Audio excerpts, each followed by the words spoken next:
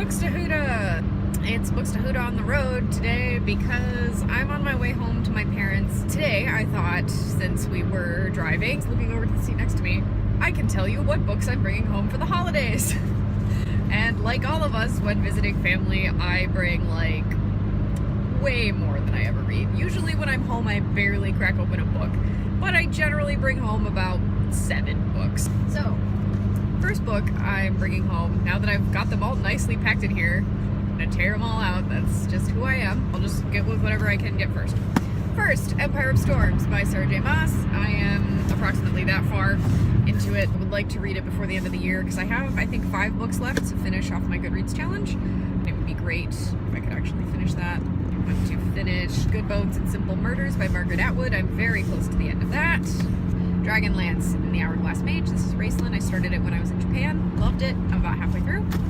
Next, I brought Why Not Me by Minnie Kaling in case I'm feeling like some essays.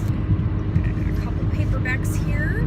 What's this? I don't even remember. Oh yeah, Three Musketeers by Alexander Dumas. I should really finish that off considering how close to the end I am. Halloween Tree. I'm not giving up. This is the year. I'm like 20 pages. Gotta do it. The Hitchhiker's Guide to the Galaxy, which is very fancy. I picked it up at Savers once, I think. And then the last book, I don't remember. I really don't. It's Red. Oh right, it's the Bones season, which I'm buddy reading with Aaron at slow speed. Someday I will finish it. Although, the first chapter, which I'm still in, I'm like nearly done with it. I think I have a few pages in it left, is so info dumpy. I was watching Jen Campbell's Q&A about writing today as I was eating lunch, and she says, you know, show, don't tell.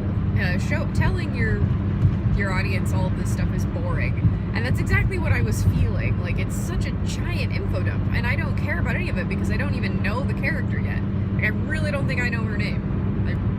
I'm sure it's been said, but I don't know it because there's so many acronyms and, like, things to keep track of right away. I'm sure it sounds like a really interesting world, and I think it'll get good, but it's just a very weird choice. Like, it just feels very apparent that this person is aware that she's talking to someone who doesn't know anything about the world. And that's really, it breaks the fourth wall for me. Like, it